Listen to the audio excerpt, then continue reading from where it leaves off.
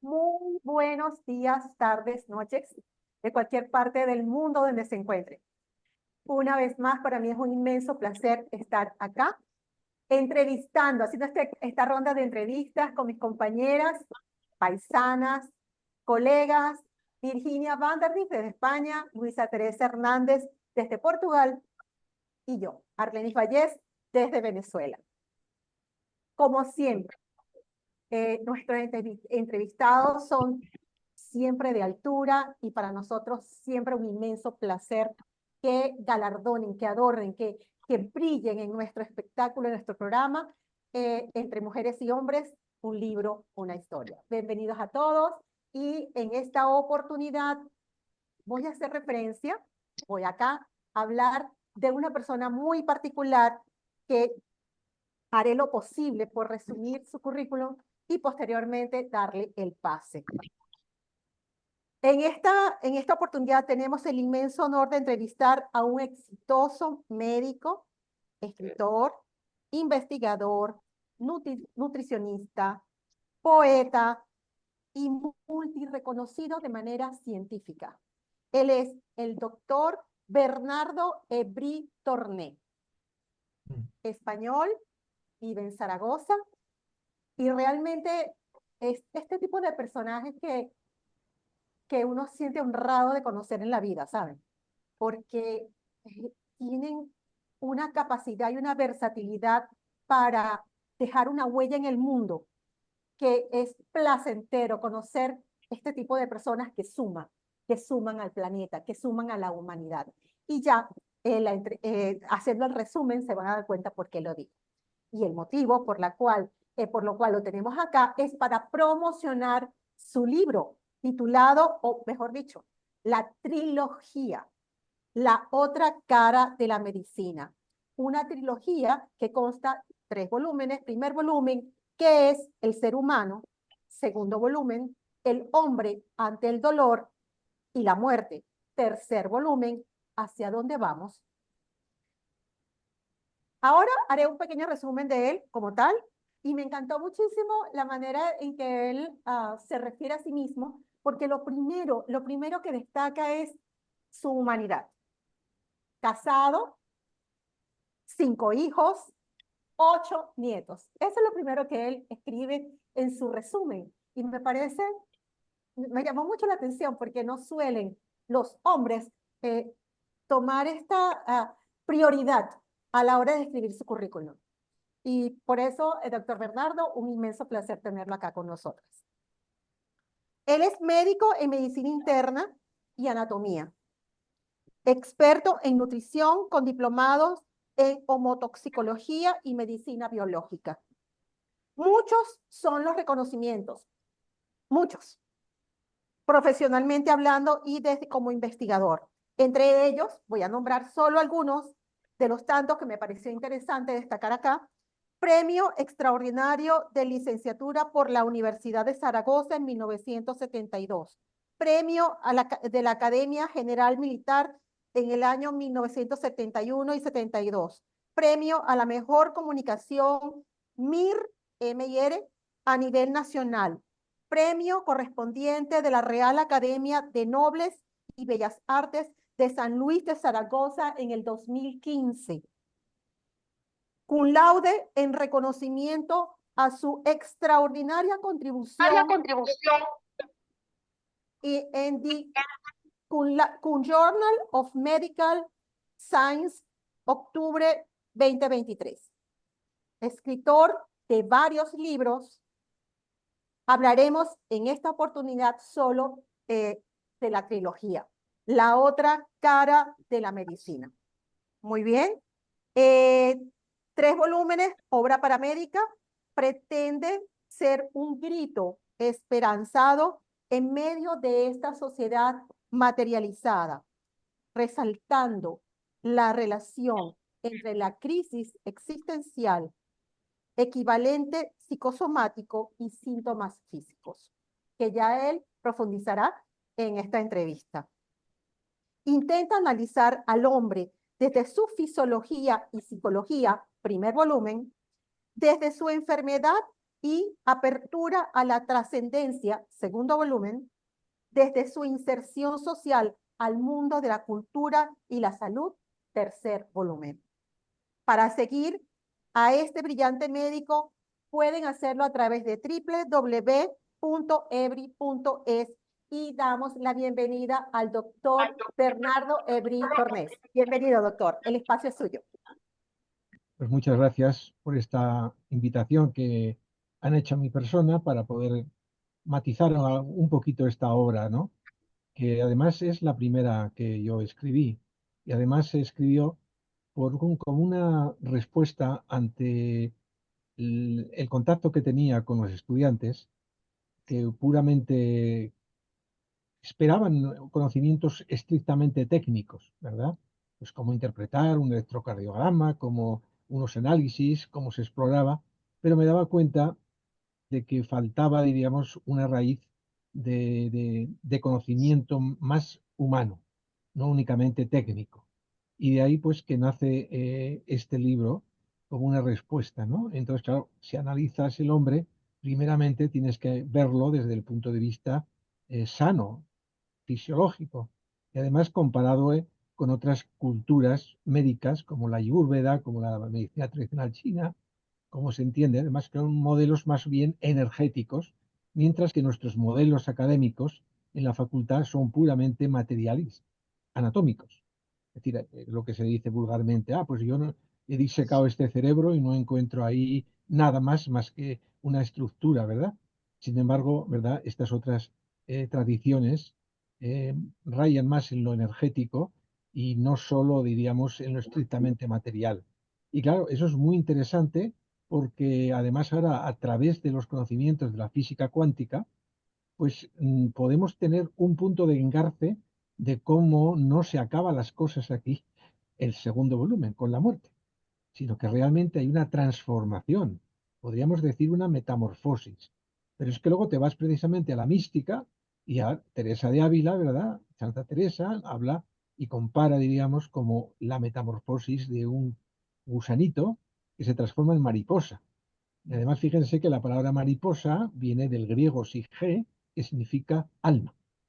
O sea que hay como una convergencia cuando el hombre profundiza en estas ideas y encuentras, diríamos, pues una triple conversión, no solo material, sino a nivel psíquico, psique.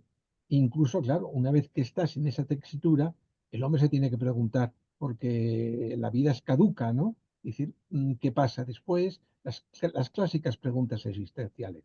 Y entonces, precisamente, es a través de este segundo libro donde intento dar una respuesta de cómo puede producirse esta metamorfosis. No quiero decir, y no niego, porque en realidad es una cuestión de fe, pero mi tesis es que una fe puede sustentarse también en la ciencia.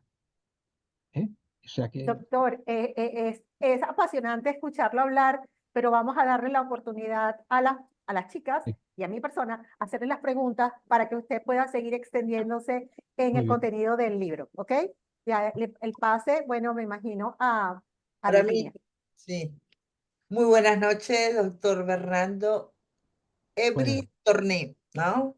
sí. La verdad es que muy interesante la teología, la otra cara de la medicina. La verdad que es impresionante, pues le damos la bienvenida a nuestro programa Entre Mujeres y Hombres, un libro, una historia. Y la verdad es que tendría para hacerle muchísimas preguntas. Lamentablemente solo puedo hacerle dos, así que aquí va la primera. En su opinión, ¿cuál es el mayor desafío para que los médicos y las facultades adopten un enfoque más holístico y humanista en la enseñanza de la práctica médica? Pues ya se tiene que comenzar en el pregrado que llamamos, es decir, en los estudios, diríamos, primarios de los estudiantes. No solo dar las asignaturas desde esa vertiente puramente material, sino también que el profesor, desde luego para eso tiene que tener unas bases humanísticas, pueda también impregnar ese contenido de esa base humana. Y esto, claro, se establece sobre todo en la relación en la clínica, que es cuando tienes al hombre enfermo. Fíjense que la palabra enfermo en latín es infirmitas, decir falta de fuerza, pero que si también te vas a una traducción griega, dice, es patios el que sufre. Pero podemos preguntarnos, ¿y cómo sufre? En la cliné, en la cama. Fíjense cómo es la raíz etimológica griega, es muy importante en medicina. Y entonces, ¿qué hace el médico? Medos, el que ayuda. Luego diríamos que el médico es el que ayuda al paciente inclinado que sufre en la cama. Fíjense qué bonito, Sí, que podríamos sí, resumir ahí. Y ahí se sí. establece la relación entre el médico y el paciente. Y en este segundo libro trato a los estudiantes de hacerles ver cómo se relaciona uno con el paciente grave, si hay que decir la verdad cuando nos la preguntan, ¿verdad? Que también es siempre con mucha cautela, pero nunca tampoco negarnos si el paciente nos lo dice, no nos lo pregunta. Y sobre todo también toco los temas también de la depresión, que es también muy importante, porque muchas veces en las consultas la puramente sintomatología en realidad enmascara una depresión subyacente. Entonces Mm. eso hay, en cómo decidíamos, hay que olerla. Olerla, fíjense que es una manera de expresar que hay que intuir muchas veces lo que se llama vulgarmente ojo clínico. Pero Mm. esto se desarrolla progresivamente con el desarrollo de la medicina.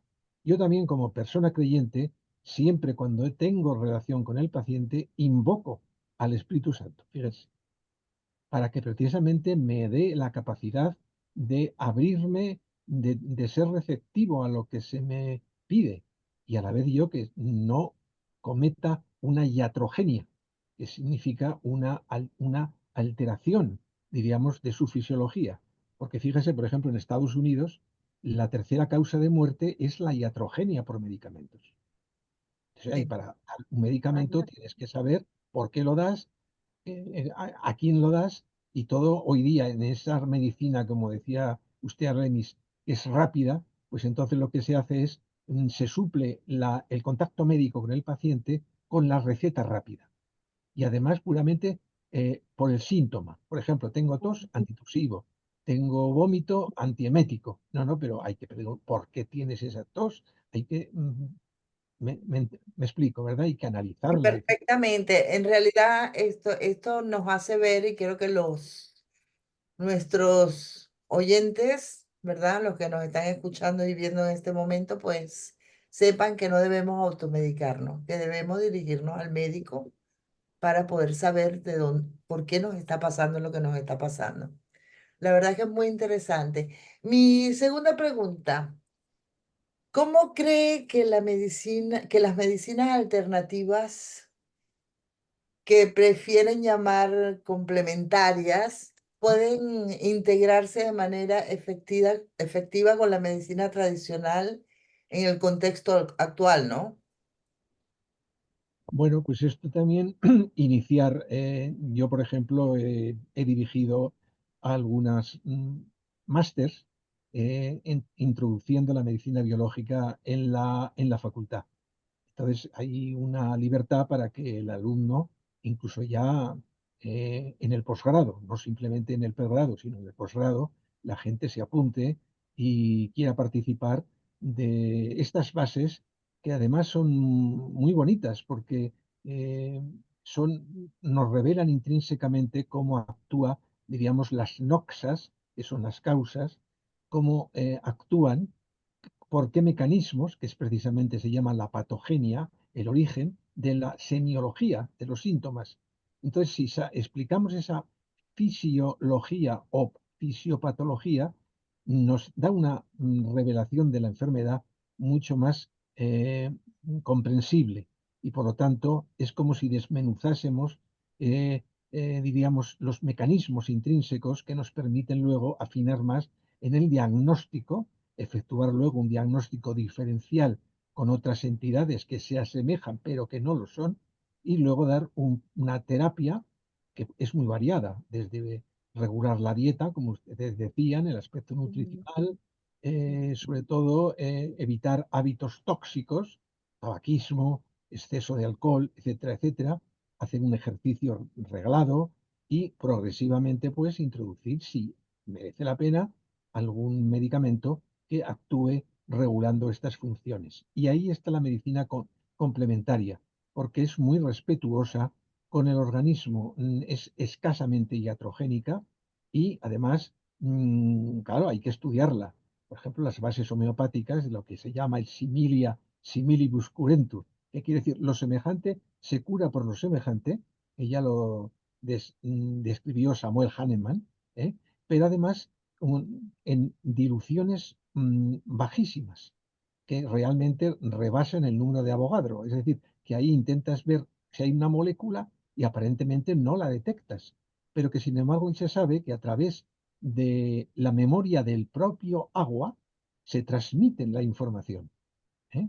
Vale. ¿Se acuerdan aquel autor japonés que veía la cristalización del agua y cómo incluso el pensamiento benéfico sobre un agua hacía que cristalizase en condiciones óptimas, mientras que un agua de cloaca era un caos? Era un caos, sí, señor. Quiere Tal decir cual. que nosotros hay más que lo que aparentemente se ve. Y esto, fíjese, incluso nos remontamos en la época de Pasteur. Si Pasteur no hubiera descubierto con el microscopio las bacterias, diríamos, antes se llamaban miasmas, pero realmente no podemos negar que lo que no se ve, lo que ahora no podamos demostrar con el método científico, es decir, tocar, pesar, medir, no existe, sino que sencillamente existe, pero nosotros no podemos abordarlo. Mm. Y ahí está lo más propio del ser humano, que es la propia alma, ¿no? Podemos llamar sus raíces más profundas, que no las podemos demostrar, pero que están allí intrínsecamente relacionadas. Por ejemplo, se puso rojo de ira, pálido del susto. Quiere decir que cualquier reacción emocional produce unas alteraciones vegetativas de nuestro sistema nervioso autónomo y enseguida responde el organismo. Son la misma moneda con una cara y una cruz, pero que están íntimamente unidas. Y esto hay que abordarlo ya y enseñar al estudiante desde los primeros momentos de las asignaturas. Y luego se reforzará en el posgrado en la clínica, ¿verdad? Cuando lo que se llama los estudios MIR, pues vayamos con el profesor ya o con la persona más veterana explicando un poco esto. Pero claro, por contra hay una gran masa asistencial, una presión muy fuerte que hace que se condicione nuestra relación con el enfermo con la prisa. Y esto, claro, hace falta un buen regalaje. Ya entra aquí las autoridades sanitarias, la propia política, que tiene que establecer unas bases que sean sólidas para que dé suficiente tiempo al médico para tratar a un paciente. Cosa que en la medicina, por ejemplo, en España, primaria, pues carece de ese tiempo. Y claro, se suple con una receta rápida. Y Ujú. eso no puede ser. Claro, ahí se produce mucha iatrogenia. Claro que sí. Doctor, muchísimas gracias. Ojalá tenga la oportunidad de poder hacerle otra entrevista un poco más extensa. Muchísimas gracias de verdad. Y ahora le dejo con mi compañera Luisa Teresa. ¿Cómo está, doctor Bernardo? Realmente un placer tenerlo con nosotras en nuestro programa Entre Mujeres y Hombres, un libro, una historia. Realmente yo estoy aquí con la cabeza toda dando vuelta por todas las cosas que usted ha dicho, toda esa explicación maravillosa y de verdad, wow. Yo quiero ser su auxiliar en enfermería. Quiero estar allí. Quiero estar allí para aprender muchas cosas de usted. Wow, qué maravilla, de verdad que sí. Mire, doctor, yo quiero preguntarle algo. ¿Qué, qué lo motivó a escribir este libro Trilogía y en qué se basó para escribirlo? Y la otra pregunta es, ¿y por qué dice la otra cara de la medicina? Sí. Bueno, yo he explicado antes la relación con mis estudiantes, que tenía, diríamos, esa necesidad de explicarles algo más que puramente técnica. Pero realmente el motivo que me hizo escribir, mm, pues fue un fenómeno, vamos a llamémosle místico, fíjense ustedes. Mi padre, antes de los ordenadores, de lo que se llama hoy, ¿verdad? La capacidad bueno, de que nosotros podamos realmente tener esta ventaja tremenda que es el Internet, pues antes, claro, había que mecanografiar, mis reflexiones, mi investigación, mis trabajos, y ahí mi padre me ayudaba a mecanografiar, que era un mecanografiaba muy bien, y a mí me venía muy bien. Bueno, tenía una relación con él muy buena. Y murió mi padre. Y entonces yo me quedé sumamente apenado y un duelo prolongado. Y realmente necesitaba, no sé, algo que me ocurrió fue que fueron tres experiencias, diríamos, borderline. Eh, Estaba yo, diríamos, durmiendo, entre comillas, porque me despierto y noté a mis espaldas una presencia, no lo puedo describir, amorosísima, como un beso que me daban, ¿no? Y dije instintivamente mi padre, pero aquello desapareció, pero yo no acababa de remontar. Se repitió la experiencia por segunda vez y tampoco, hasta que fue una experiencia visual. Una vez Ah, me abro los ojos y me lo Wow. veo en los pies de la cabecera de la cama un halo luminoso y ahí estaba mi padre.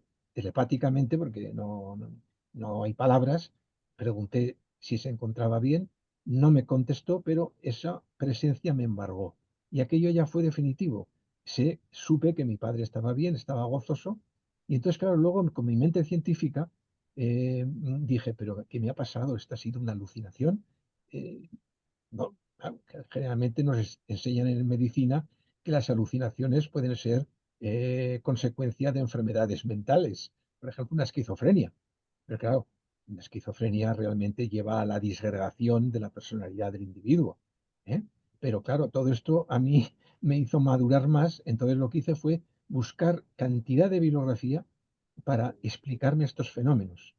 Pues me introduje en el libro del Bardool, el libro tibetano de los muertos, incluso libros de espiritismo, ver qué era aquello que me había pasado, filosofía, etcétera. Y al final llegué a la conclusión de que era una experiencia que se puede dar en todas las culturas, posiblemente no sea muy numerosa, pero que en un momento determinado puede existir esa comunicación, sobre todo cuando necesitamos una respuesta y nos estamos encontrando mal, queriendo saber si nuestro padre o nuestro familiar se encuentra en mejor vida. Y entonces así. fue cuando dije, bueno, pues todo esto que yo he estudiado, esta biografía, la tengo que expresar en algo. Y entonces tuve la intuición de hacer el primer libro, que es El hombre. Qué No solo. maravilla. Y luego me sirvió Bueno, bien para explicarlo al estudiante. sí. Pero Fantástico. fue este fenómeno, sí. No lo puedo. Gracias entonces a ese sueño, alucinación, Mm, visión, como lo quieras llamar, pero eso fue digamos, el sí, triquiti, como que se dice así, ¿no? así. Para que usted pues hiciera ese libro tan maravilloso y de verdad que bueno, todo eso tiene un significado y usted buscando y buscando y buscando pues encontró todo lo que quería, de verdad, y lo reflejó en su libro. Así que muchísimas gracias, doctor, gracias. Bueno, doctor, me corresponde a mí ahora hacerle las preguntas porque Luisa Teresa le hizo las dos preguntas en una. Eh, a mí me llama la atención algo, acaba de hacer referencia a su experiencia con su papá, pero eh, usted habla o me hizo comentario de que quería mencionar, relevar o destacar acá en esta entrevista experiencias cercanas a la muerte. ¿A qué se refiere con esto y cómo usted lo relaciona con el aspecto científico? Bueno, pues en este segundo libro, claro, al abrirme yo a este mundo, diríamos, sobrenatural, que se me reveló, pues claro, dije, me interesó mucho conocer qué otras personas habían tenido otras experiencias parecidas. Entonces, claro, en ese aspecto leí al doctor Moody, estadounidense, que fue el primero que describió estos fenómenos que se pueden dar, diríamos, del túnel, que suena, ¿no? Cuando la persona ve un túnel, una luz al final, etcétera, etcétera. Y entonces hablé con compañeros y les dije, intensivistas, compañeros ya mayores, que dije, oye, ¿habéis tenido alguna experiencia y tal? Entonces, claro, entonces me empezaron a comentar cosas que ellos habían tenido, pero que no, posiblemente no se habían atrevido a explicar, porque parece esto que estamos rayando cosa que no sigue el método científico. Y entonces ahí en ese segundo libro aprovecho para explicar experiencias que mis compañeros me dieron, sobre todo del mundo geriátrico. Y ahí cito mucho, por ejemplo, a esta psiquiatra estadounidense Elizabeth Klaver, que era suiza pero nacionalizada americana, que cuenta, es muy suciso, que esta señora ayudaba a bien morir a muchísima gente, ¿no? Pero era tantas las críticas que sufrió de sus propios compañeros, burlas, etcétera, etcétera, que estaba a punto de tirar la toalla, que decimos vulgarmente, ¿no? De desertar de esta función. Una vez cuenta que fue al hospital, se introdujo en el ascensor y, bueno, ahí con la gente que había, vi una señora que la miraba intensamente. Bueno, pues nada, sale ella cuando para el ascensor a su planta, ¿verdad? Y entonces ve que esa señora le sigue, y cuando entra a su despacho se le queda, dice, señora, ¿usted quiere hablar conmigo? Y dice, sí, doctora, sí. Dice, bueno, pues pase usted. Y entonces la doctora dice, si me recuerda esta mujer, tal. Y dice, sí, doctora, sí. Dice, usted me ayudó a bien morir. Madre mía. Y la mujer se pellizca y telepáticamente también le dice, no tengo ningún inconveniente en firmar para que vea usted. Le firmó y desapareció. Por favor, no nos abandone. Está haciendo usted una gran labor. Esto lo cita ella en sus libros precisamente, Morir, ese renacer, la muerte de los niños, y dice, os lo aseguro científicamente, dice la doctora Kramer, en el momento de la muerte nos vienen a visitar familiares queridos, nos vienen a recibir. O sea que estamos tocando ya un mundo que generalmente porque no lo hacemos nos da vergüenza o realmente miedo o como sea. Pero cuando ya te vas introduciendo, esto yo para mí es un oasis de tranquilidad, porque realmente hace muy asequible esa cosita, ¿verdad?, que todos tenemos que pasar un día.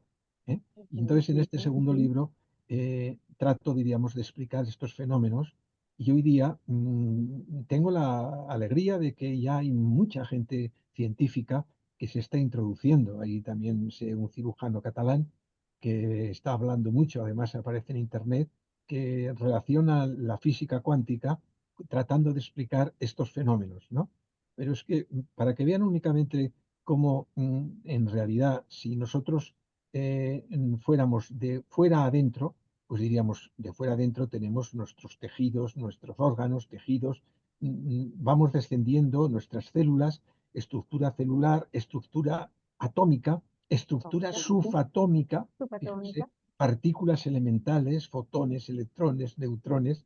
Bueno, y realmente yo siempre pongo el ejemplo, imagina si hoy un campo de fútbol. Cojo el núcleo de un átomo en el centro como se pone la pelotita para comenzar el partido de fútbol. Y los electrones o fotones están en el anfiteatro último del campo. ¿Qué hay entre el núcleo y los electrones? Vacío. Pues eso es lo que somos el ser humano, vacío. Y esto explica que cuando en las maniobras de resucitación que hacen muchas veces cuando se para el corazón y el sujeto se ve flotando y viendo cómo le están reanimando, intenta contactar con el reanimador y ve que lo atraviesa. Lo atraviesa porque, ¿y por qué? Porque hay vacío, no hay materia, somos energía. Claro, te vas luego a la Biblia y dices, ¿cómo se apareció Jesús en el cenáculo estando las puertas cerradas?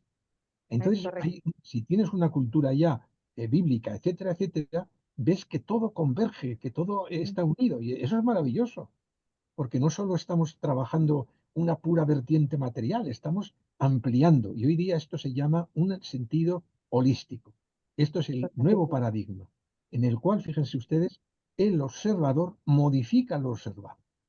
Sí, sí, Eso sí. para mí es muy importante porque en el fondo estamos co-creando, creando con el propio creador que nos da partícipes. Excelente. Es una Sí, cosa. y usted lo acaba de decir, estamos co-creando con el creador, somos uno con él. Y eso vamos al concepto holístico y a la era de Piscis, donde todo, perdón, la era de Acuario, donde todo conduce al uno, todo conduce al Padre. Pero ahora quiero hablar de algo, la última pregunta antes de irnos, algo más científico, que tiene que ver con un reconocimiento importante que tuvo usted a nivel mundial.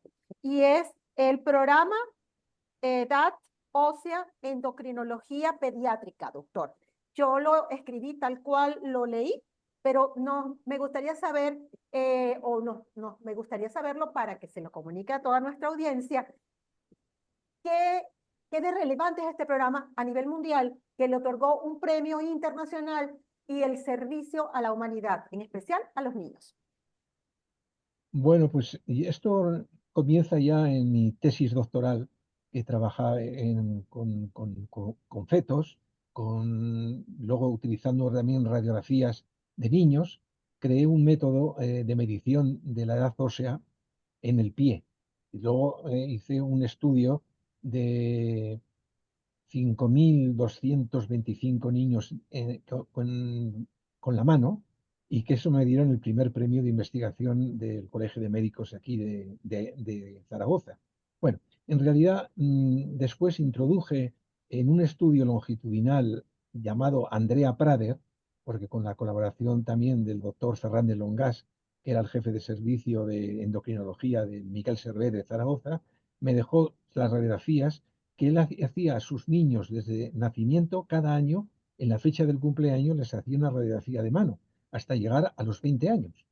Entonces me dejó las radiografías y yo las medí una por una para crear entonces una base estadística, diríamos, longitudinal, que permitiera no solo el cálculo de la edad ósea, que bueno, para quien no lo sepa, la edad ósea es un parámetro de crecimiento que si, por ejemplo, si llevamos los datos a una campana de Gauss, vemos si los valores están dentro del más o menos 95% de la población. Si están en la periferia, entonces podemos decir que está o adelantado o retrasado. Entonces, si ese retraso o adelanto es significativo, ya lo puedes decir al pediatra o al endocrino que mire mejor a ese niño, por qué no crece, porque el crecimiento y la edad ósea están íntimamente relacionados. Y entonces, precisamente, ese método permite, mediante unas ecuaciones de regresión matemáticas, que es un método, permitir el diagnóstico si está atrasado o no atrasado. Y además, efectuar una predicción de talla de lo que va a medir el niño de adulto. Y esto, lo interesante es que lo propuse al Colegio de Médicos de Zaragoza, que ese método es un pequeño programa, diríamos, en un software que se puede, ellos me dejaron, me crearon una página para ello, lo he colgado, y entonces a través ya de trabajos ya que publiqué en lengua inglesa y francesa, pues lo he dado gratuitamente a la humanidad, de tal forma que el que quiera, a través, diríamos, de ese contacto, puede meterse en la web del Colegio de Médicos de Zaragoza y descargarse en su ordenador este programa, para que luego ya de forma intranet, a nivel hospitalario, puedan precisamente bajarse una radiografía del pool del pool de radiografías que tienen de los niños. Hoy día todo es digitalizado, hoy día no se hacen radiografías físicas, se baja y se pueden medir bien los huesecitos con un ratón digital, apuntas las medidas, al final te da la edad ósea y el pronóstico de talla. Y eso sé que lo están utilizando en países, por ejemplo en México, en Argentina, porque me escriben y me están dando. Es un método, y yo lo he comparado con el método americano Grayley-Paley, con el método inglés Tanner y Waterhouse, y realmente es un método que está muy concordante, y además para nuestros niños hispanoamericanos mucho más coherentemente, que nos están permitiendo. Y entonces en esa página del Colegio de Médicos, ahí también tiene, además del software, muchísimas publicaciones donde pueden perfectamente bajarse y estudiar el método. Y no obstante, en lo que usted ha comentado, Alenis, en every.es, ahí si se meten, bucean un poco mis cosas, diríamos, ahí también verán el punto y el link para meterse en este Colegio de Médicos para los que les interese efectuar de médicos este estudio. Bien, pues excelente, doctor. Excelente, excelente todo esto. Ahora, bueno, nos encantaría tener más tiempo para seguir escuchándolo porque es enriquecedor toda la información que usted acumula aquí en su cerebrito. Pero ahora, por favor, si tiene los libros a la mano, puede mostrar los 3 volúmenes si los tiene a la mano. Y por favor, las redes, cómo lo pueden contactar, además de www.ebrit.es, qué otras plataformas la gente puede tener acceso a usted, a sus libros y a todo su aval científico. Y Miren, dónde pueden conseguir sus libros, por supuesto. que tecleen en Google, que tecleen la otra cara de la medicina, Bernardo Ebri. Y ahí les aparecerá, diríamos, Amazon, les aparecerá Mira, editores. Bueno, entonces, claro, si piden un libro, ya espero que puedan tener, estas entidades lo puedan, diríamos, porque como es una trilogía que fue los primeros libros que yo entregué, pues claro, hace ya bastantes años. Yo luego he desarrollado otras obras mías, como ha sido Medicina y Fe, como ha sido novelas como Entre dos vidas, que es entre una pareja de médicos que se relacionan, La travesía, Mística del día a día, es decir, libros también sobre maduración ósea, que también lo tengo publicados, pero todo esto, si por favor métanse en la otra cara de la medicina, y entonces Bernardo Ebri, y aparecerán entonces incluso casi todos los libros en serie, y ahí es lo que lo podrán ver. Eso es lo que les puedo decir. Excelente, excelente. Entonces, deben entrar allí en la otra cara de la medicina y ahí se puede desglosar toda la información literaria que usted maneja, doctor. Tecleando Mira. Excelente. Bueno, chicas, hemos llegado al final. Gracias, doctor Bernardo Ebri, por estar con nosotras, acompañarnos. Ha sido un gran honor, un placer inmenso. Y bueno, chicas, nos llegó la hora de despedirnos. Gracias, doctor, gracias. Bueno, Recuerden suscribirse al canal, dejar sus comentarios y esperemos que esta información del doctor Bernardo les sirva a todos y dejen sus comentarios qué tan útil les resulta y cómo contactarlo. Ya saben cómo contactarlo. Está en España, en Zaragoza. Así que bueno, chao. Gracias, Chao. doctor. Nos vemos. Chao. Dios, adiós.